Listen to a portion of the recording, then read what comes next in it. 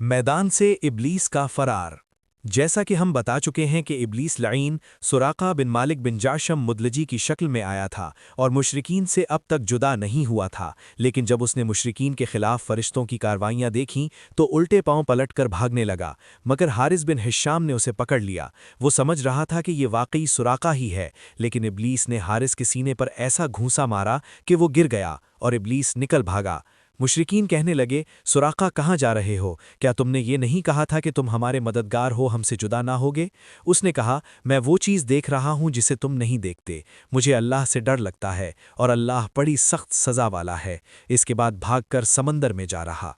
تھوڑی دیر بعد مشرکین کے لشکر میں ناکامی اور اضطراب کے آثار نمودار ہو گئے، ان کی صفیں مسلمانوں کے سخت اور تابڑ توڑ حملوں سے درہم برہم ہونے لگیں اور مارکا اپنے انجام کے قریب جا پہنچا۔ پھر مشرکین کے جتھے بے ترتیبی کے ساتھ پیچھے ہٹے اور ان میں بھگدڑ مچ گئی۔ مسلمانوں نے مارتے کاٹتے اور پکڑتے باندھتے ان کا پیچھا کیا، یہاں تک کہ ان کو بھرپور شکست ہو گئی۔ لیکن طاغوت اکبر ابو جہل نے جب اپنی صفوں میں اضطراب کی ابتدائی علامتیں دیکھیں تو چاہا کہ اس سیلاب کے سامنے ڈٹ جائے، چنانچہ وہ اپنے لشکر کو للکارتا ہوا اکڑ اور تکبر کے ساتھ کہتا جا رہا تھا کہ سراقہ کی کنارہ کشی سے تمہیں پست ہمت نہیں ہونا چاہیے، کیونکہ اس نے محمد صلی اللہ علیہ وسلم کے ساتھ پہلے سے ساز باز رکھی تھی۔ تم پر عتبہ، شیبہ اور ولید کے قتل کا ہول بھی سوار نہیں ہونا چاہیے، کیونکہ ان لوگوں نے جلد بازی سے کام لیا تھا۔ لات اور عزا کی قسم، ہم واپس نہ ہوں گے یہاں تک کہ انہیں رسیوں میں جکڑ نہ لیں۔ دیکھو، تمہارا کوئی آدمی ان کے کسی آدمی کو قتل نہ کرے، بلکہ انہیں پکڑو اور گرفتار کرو تاکہ ہم ان کی بری حرکت کا انہیں مزہ چکھائیں۔ لیکن اسے اس غرور کی حقیقت کا بہت جلد پتہ لگ گیا، کیونکہ چند ہی لمحے بعد مسلمانوں کے جوابی حملے کی تندی کے سامنے مشرکین کی صفیں پھٹنا شروع ہو گئیں۔ البتہ ابو جہل اب بھی اپنے گرد مشرکین کا ایک گھول لیے جمع ہوا تھا۔ اس گھول نے ابو جہل کے چاروں طرف تلواروں کی باڑھ اور نیزوں کا جنگل قائم کر رکھا تھا، لیکن اسلامی ہجوم کی آندھی نے اس باڑھ کو بھی بکھیر دیا اور اس جنگل کو بھی اکھیڑ دیا۔ اس کے بعد یہ طاغوت اکبر دکھائی پڑا۔ مسلمانوں نے دیکھا کہ وہ ایک گھوڑے پر چکر کاٹ رہا ہے، ادھر اس کی موت دو انصاری جوانوں کے ہاتھوں اس کا خون چوسنے کی منتظر تھی۔ حضرت عبد الرحمن بن عوف رضی اللہ عنہ کا بیان ہے کہ میں جنگ بدر کے روز صف کے اندر تھا کہ اچانک مڑا تو کیا دیکھتا ہوں کہ دائیں بائیں دو نوعمر جوان ہیں۔ گویا ان کی موجودگی سے میں حیران ہو گیا کہ اتنے میں ایک نے اپنے ساتھی سے چھپا کر مجھ سے کہا، چچا جان، مجھے ابو جہل کو دکھلا دیجئے۔ میں نے کہا، بھتیجے، تم اسے کیا کرو گے؟ اس نے کہا، مجھے بتایا گیا ہے کہ وہ رسول اللہ صلی اللہ علیہ وسلم کو گالی دیتا ہے۔ اس ذات کی قسم جس کے ہاتھ میں میری جان ہے، اگر میں نے اسے دیکھ لیا تو میرا وجود اس کے وجود سے الگ نہ ہوگا، یہاں تک کہ ہم میں جس کی موت پہلے لکھی ہے وہ مر جائے۔ وہ کہتے ہیں کہ مجھے اس پر تعجب ہوا، اتنے میں دوسرے شخص نے مجھے اشارے سے متوجہ کیا اور یہی بات کہی۔ ان کا بیان ہے کہ میں نے چند ہی لمحوں بعد دیکھا کہ ابو جہل لوگوں کے درمیان چکر کاٹ رہا ہے۔ میں نے کہا، ارے دیکھتے نہیں، یہ رہا تم دونوں کا شکار جس کے بارے میں تم پوچھ رہے تھے۔ ان کا بیان ہے کہ یہ سنتے ہی وہ دونوں اپنی تلواریں لیے جھپٹ پڑے اور اسے مار کر قتل کر دیا۔ پھر پلٹ کر رسول اللہ صلی اللہ علیہ وسلم کے پاس آئے۔ آپ نے فرمایا، تم میں سے کس نے قتل کیا ہے؟ دونوں نے کہا، میں نے قتل کیا ہے۔ آپ نے فرمایا، اپنی اپنی تلواریں پوچھ چکے ہو؟ بولے نہیں۔ آپ نے دونوں کی تلواریں دیکھیں اور فرمایا، تم دونوں نے قتل کیا ہے، البتہ ابو جہل کا سامان معاذ بن عمر بن جموح کو دیا۔ دونوں حملہ آوروں کا نام معاذ بن عمر بن جموح اور معاذ بن عفرہ ہے۔ ابن اسحاق کا بیان ہے کہ معاذ بن عمر بن جموح نے بتلایا کہ میں نے مشرکین کو سنا، وہ ابو جہل کے بارے میں جو گھنے درختوں جیسی نیزوں اور تلواروں کی باڑ میں تھا، کہہ رہے تھے، ابو الحکم تک کسی کی رسائی نہ ہو۔ معاذ بن عمر کہتے ہیں کہ جب میں نے یہ بات سنی تو میں نے اسے اپنے نشانے پر لے لیا اور اس کی سمت جمع رہا۔ جب گنجائش ملی تو میں نے حملہ کر دیا اور ایسی ضرب لگائی کہ اس کا پاؤں نصف پنڈلی سے اڑ گیا۔ واللہ، جس وقت یہ پاؤں اڑا ہے تو میں اس کی تشبیہ صرف اس گٹھلی سے دے سکتا ہوں جو موصل کی مار پڑنے سے جھٹک کر اڑ جائے۔ ان کا بیان ہے کہ ادھر میں نے ابو جہل کو مارا اور ادھر اس کے بیٹے اکرمہ نے میرے کندھے پر تلوار چلائی۔ ابو جہل کا سامان صرف ایک ہی آدمی کو اس لیے دیا گیا کہ بعد میں حضرت معوذ بن عفرہ اسی جنگ میں شہید ہو گئے تھے۔ البتہ ابو جہل کی تلوار حضرت عبداللہ بن مسعود رضی اللہ عنہ کو دی گئی، کیونکہ انہی نے اس ابو جہل کا سر تن سے جدا کیا تھا۔ میرا ہاتھ کٹ کر میرے بازو کے چمڑے سے لٹک گیا اور لڑائی میں مخل ہونے لگا۔ میں اسے اپنے ساتھ گھسیٹتے ہوئے سارا دن لڑا، لیکن جب وہ مجھے اذیت پہنچانے لگا تو میں نے اس پر اپنا پاؤں رکھا اور اسے زور سے کھینچ کر الگ کر دیا۔ اس کے بعد ابو جہل کے پاس معوذ بن افرا پہنچے۔ وہ زخمی تھا، انہوں نے اسے ایسی ضرب لگائی کہ وہ وہیں ڈھیر ہو گیا، صرف سانس آتی جاتی رہی۔ اس کے بعد معوذ بن افرا بھی لڑتے ہوئے شہید ہو گئے۔ جب مارکا ختم ہو گیا تو رسول اللہ صلی اللہ علیہ وسلم نے فرمایا، کون ہے جو دیکھے کہ ابو جہل کا انجام کیا ہوا؟ اس پر صحابہ کرام رضی اللہ عنہم اس کی تلاش میں بکھر گئے۔ حضرت عبداللہ بن مسعود رضی اللہ عنہ نے اسے اس حالت میں پایا کہ ابھی سانس آ جا رہی تھی۔ انہوں نے اس کی گردن پر پاؤں رکھا اور سر کاٹنے کے لیے داڑھی پکڑی اور فرمایا، اے اللہ کے دشمن، آخر اللہ نے تجھے رسوا کیا نا؟ اس نے کہا، مجھے کاہے کو رسوا کیا؟ کیا جس شخص کو تم لوگوں نے قتل کیا ہے اس سے بھی بلند پایا کوئی آدمی ہے؟ یا جس کو تم لوگوں نے قتل کیا ہے اس سے بھی اوپر کوئی آدمی ہے؟ پھر بولا، کاش مجھے کسانوں کے بجائے کسی اور نے قتل کیا ہوتا۔ اس کے بعد کہنے لگا، مجھے بتاؤ آج فتح کس کی ہوئی؟ حضرت عبداللہ بن مسعود نے فرمایا، اللہ اور اس کے رسول کی۔ اس کے بعد حضرت عبداللہ بن مسعود سے، جو اس کی گردن پر پاؤں رکھ چکے تھے، کہنے لگا، او بکری کے چرواہے، تو بڑی اونچی اور مشکل جگہ پر چڑھ گیا۔ واضح رہے کہ عبداللہ بن مسعود مکے میں بکریاں چرایا کرتے تھے۔ اس گفتگو کے بعد عبداللہ بن مسعود نے اس کا سر کاٹ لیا اور رسول اللہ صلی اللہ علیہ وسلم کی خدمت میں لا کر حاضر کرتے ہوئے عرض کیا، یا رسول اللہ صلی اللہ علیہ وسلم، یہ رہا اللہ کے دشمن ابو جہل کا سر۔ آپ صلی اللہ علیہ وسلم نے 3 بار فرمایا، واقعی اس اللہ کی قسم جس کے سوا کوئی معبود نہیں۔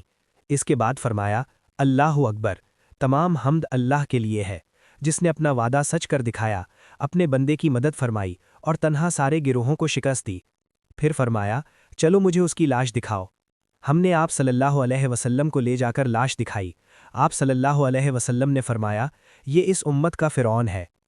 حضرت عمیر بن الحمام اور حضرت عوف بن حارث ابن افرا کے ایمان افزو کارناموں کا ذکر پچھلے صفحات میں آ چکا ہے۔ حقیقت یہ ہے کہ اس مارکے میں قدم قدم پر ایسے مناظر پیش آئے جن میں عقیدے کی قوت اور اصول کی پختگی نمایاں اور جلوہ گر تھی۔ اس مارکے میں باپ اور بیٹے میں، بھائی اور بھائی میں صفارائی ہوئی، اصولوں کے اختلاف پر تلواریں بے نیام ہوئیں اور مظلوم و مقہور نے ظالم و قاہر سے ٹکرا کر اپنے غصے کی آگ بجھائی۔ حضرت معاذ بن عمرو بن جموح حضرت عثمان کے دور خلافت تک زندہ رہے۔ ابن اسحاق نے ابن عباس سے روایت کی ہے کہ نبی صلی اللہ علیہ وسلم نے صحابہ کرام رضی اللہ عنہم سے فرمایا، مجھے معلوم ہے کہ بنو ہاشم وغیرہ کے کچھ لوگ زبردستی میدان جنگ میں لائے گئے ہیں، انہیں ہماری جنگ سے کوئی سروکار نہیں ہے، لہٰذا بنو ہاشم کا کوئی آدمی کسی کی زد میں آ جائے تو وہ اسے قتل نہ کرے، ابو البختری بن ہشام کسی کی زد میں آ جائے تو وہ اسے قتل نہ کرے، اور عباس بن عبد المطلب رضی اللہ عنہ کسی کی زد میں آ جائیں تو وہ بھی انہیں قتل نہ کریں، کیونکہ وہ بالجبر لائے گئے ہیں۔ اس پر عتبہ کے صاحبزادے حضرت ابو حذیفہ نے کہا، کیا ہم اپنے باپ بیٹوں، بھائیوں اور قبیلے کے لوگوں کو قتل کریں گے اور عباس کو چھوڑ دیں گے؟ اللہ کی قسم، اگر اس سے میری مڈ بھیڑ ہو گئی تو میں تو اسے تلوار کی لگام پہنا دوں گا۔ یہ خبر رسول اللہ صلی اللہ علیہ وسلم کو پہنچی تو آپ صلی اللہ علیہ وسلم نے عمر بن خطاب رضی اللہ عنہ سے فرمایا، کیا رسول اللہ کے چچا کے چہرے پر تلوار ماری جائے گی؟ حضرت عمر نے کہا، یا رسول اللہ، مجھے چھوڑیے، میں تلوار سے اس کی گردن اڑا دوں، کیونکہ واللہ یہ شخص منافق ہو گیا ہے۔ بعد میں ابو حذیفہ رضی اللہ عنہ کہا کرتے تھے، اس دن میں نے جو بات کہہ دی تھی اس کی وجہ سے میں مطمئن نہیں ہوں، برابر خوف لگا رہتا ہے، صرف یہی صورت ہے کہ میری شہادت اس کا کفارہ بن جائے، اور بالآخر وہ یمامہ کی جنگ میں شہید ہو ہی گئے۔ ابو البختری کو قتل کرنے سے اس لیے منع کیا گیا تھا کہ مکے میں یہ شخص سب سے زیادہ رسول اللہ صلی اللہ علیہ وسلم کی ایذا رسانی سے اپنا ہاتھ روکے ہوئے تھا، آپ کو کسی قسم کی تکلیف نہ پہنچاتا تھا اور نہ اس کی طرف سے کوئی ناگوار بات سننے میں آئی تھی، اور یہ ان لوگوں میں سے تھا جنہوں نے بنی ہاشم اور بنی مطلب کے بائیکاٹ کا صحیفہ چاک کیا تھا۔ لیکن ان سب کے باوجود ابو البختری قتل کر دیا گیا۔ ہوا یہ کہ حضرت مجزر بن زیاد بلوی سے اس کی مٹبھیڑ ہو گئی، اس کے ساتھ اس کا ایک اور ساتھی بھی تھا، دونوں ساتھ ساتھ لڑ رہے تھے۔ حضرت مجزر نے کہا، ابو البختری، رسول اللہ صلی اللہ علیہ وسلم نے ہمیں آپ کو قتل کرنے سے منع کیا ہے۔ اس نے کہا، اور میرا ساتھی؟ حضرت مجزر نے کہا، نہیں واللہ، ہم آپ کے ساتھی کو نہیں چھوڑ سکتے۔ اس نے کہا، اللہ کی قسم، تب میں اور وہ دونوں مریں گے۔ اس کے بعد دونوں نے لڑائی شروع کر دی۔ مجزر نے مجبوراً اسے بھی قتل کر دیا۔ مکے کے اندر جاہریت کے زمانے سے حضرت عبد الرحمن بن عوف اور امیہ بن خلف میں باہم دوستی تھی۔ جنگ بدر کے روز امیہ اپنے لڑکے علی کا ہاتھ پکڑے کھڑا تھا کہ اتنے میں ادھر سے حضرت عبد الرحمن بن عوف کا گزر ہوا۔ وہ دشمن سے کچھ زرہیں چھین کر لادے لیے جا رہے تھے۔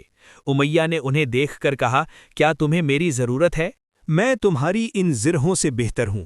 آج جیسا منظر تو میں نے دیکھا نہیں۔ کیا تمہیں دودھ کی حاجت نہیں؟ مطلب یہ تھا کہ جو مجھے قید کرے گا میں اسے فدیے میں خوب دودھیل اونٹنیاں دوں گا۔ یہ سن کر عبد الرحمن بن عوف نے زرہیں پھینک دیں اور دونوں کو گرفتار کر کے آگے بڑھے۔ حضرت عبد الرحمن بن عوف رضی اللہ عنہ کہتے ہیں کہ میں امیہ اور اس کے بیٹے کے درمیان چل رہا تھا کہ امیہ نے پوچھا، آپ لوگوں میں وہ کون سا آدمی تھا جو اپنے سینے پر شتر مرغ کا پر لگائے ہوئے تھا؟ میں نے کہا، وہ حضرت حمزہ بن عبد المطلب رضی اللہ عنہ تھے۔ امیہ نے کہا، یہی شخص ہے جس نے ہماری اندر تباہی مچا رکھی تھی۔ حضرت عبد الرحمن کہتے ہیں کہ واللہ میں ان دونوں کو لیے جا رہا تھا کہ اچانک حضرت بلال نے امیہ کو میرے ساتھ دیکھ لیا۔ یاد رہے کہ امیہ حضرت بلال کو مکے میں ستایا کرتا تھا۔ حضرت بلال نے کہا، او ہو کفار کا سرغنہ امیہ بن خلف، اب یا تو میں بچوں گا یا یہ بچے گا۔ میں نے کہا، اے بلال یہ میرا قیدی ہے۔ انہوں نے کہا، اب یا تو میں رہوں گا یا یہ رہے گا۔ پھر نہایت بلند آواز سے پکارا، اے اللہ کے انصارو، یہ رہا کفار کا سرغنہ امیہ بن خلف، اب یا تو میں رہوں گا یا یہ رہے گا۔ حضرت عبد الرحمن کہتے ہیں کہ اتنے میں لوگوں نے ہمیں کنگن کی طرح گھیرے میں لے لیا۔ میں ان کا بچاؤ کر رہا تھا مگر ایک آدمی نے تلوار سونت کر اس کے بیٹے کے پاؤں پر ضرب لگائی اور وہ تیورا کر گر گیا۔ ادھر امیہ نے اتنے زور کی چیخ ماری کہ میں نے ویسی چیخ کبھی سنی ہی نہ تھی۔ میں نے کہا، نکل بھاگو، مگر آج بھاگنے کی گنجائش نہیں۔ اللہ کی قسم میں تمہارے کچھ کام نہیں آ سکتا۔ حضرت عبد الرحمن کا بیان ہے کہ لوگوں نے اپنی تلواروں سے ان دونوں کو کاٹ کر ان کا کام تمام کر دیا۔ اس کے بعد حضرت عبد الرحمن کہا کرتے تھے، اللہ بلال پر رحم کرے، میری زرہیں بھی گئیں اور میرے قیدی کے بارے میں مجھے تڑپا بھی دیا۔ زاد المعاد میں علامہ ابن قیم نے لکھا ہے کہ عبد الرحمن رضی اللہ عنہ نے امیہ بن خلف سے کہا کہ گھٹنوں کے بل بیٹھ جاؤ۔ وہ بیٹھ گیا اور حضرت عبد الرحمن نے اپنے آپ کو اس کے اوپر ڈال لیا، لیکن لوگوں نے نیچے سے تلوار مار کر امیہ کو قتل کر دیا۔ بعض تلواروں سے حضرت عبد الرحمن بن عوف کا پاؤں بھی زخمی ہو گیا۔ امام بخاری نے عبد الرحمن بن عوف سے روایت کی ہے، ان کا بیان ہے کہ میں نے امیہ بن خلف سے طے کیا تھا کہ وہ مکہ میں میرے اموال و متعلقات کی حفاظت کرے گا اور میں مدینہ میں اس کے اموال و متعلقات کی حفاظت کروں گا۔ بدر کے دن جب لوگوں نے راحت اختیار کی تو میں ایک پہاڑ کی طرف نکلا کہ اسے قیدیوں میں سمیٹ لوں، لیکن بلال نے اسے دیکھ لیا اور نکل کر انصار کی ایک مجلس پر جا کر کھڑے ہوئے اور کہنے لگے، امیہ بن خلف ہے، اب یا تو وہ رہے گا یا میں رہوں گا۔ اس پر انصار کے ایک گروہ نے ان کے ساتھ نکل کر ہمارا پیچھا کر لیا۔ جب میں نے دیکھا کہ وہ ہمیں پا لیں گے تو میں نے امیہ کے بیٹے کو پیچھے چھوڑ دیا تاکہ وہ اسی میں مشغول رہیں، مگر انہوں نے اسے قتل کر کے پھر ہمارا پیچھا کیا۔ امیہ بھاری بھرکم آدمی ہے۔ جب انہوں نے ہمیں پا لیا تو میں نے اس سے کہا، بیٹھ جاؤ۔ وہ بیٹھ گیا اور میں نے اپنے آپ کو اس کے اوپر ڈال لیا تاکہ اسے بچا سکوں، مگر لوگوں نے میرے نیچے سے تلوار مار مار کر اسے قتل کر دیا۔ کسی کی تلوار میرے پاؤں میں بھی جا لگی، چنانچہ عبد الرحمن اپنے پاؤں کی پشت پر اس کا نشان دکھایا کرتے تھے۔ حضرت عمر بن خطاب نے اپنے ماموں عاص بن ہشام بن مغیرہ کو قتل کیا اور قرابت کی کوئی پرواہ نہ کی، بلکہ مدینہ آئے تو رسول اللہ صلی اللہ علیہ وسلم کے چچا حضرت عباس کو قید میں پا کر کہا، اے عباس اسلام لائیے، واللہ آپ اسلام لائیں تو یہ میرے نزدیک خطاب کے بھی اسلام لانے سے زیادہ پسند ہے، اور ایسا صرف اس لیے ہے کہ میں نے دیکھا ہے کہ رسول اللہ صلی اللہ علیہ وسلم کو آپ کا اسلام لانا پسند ہے۔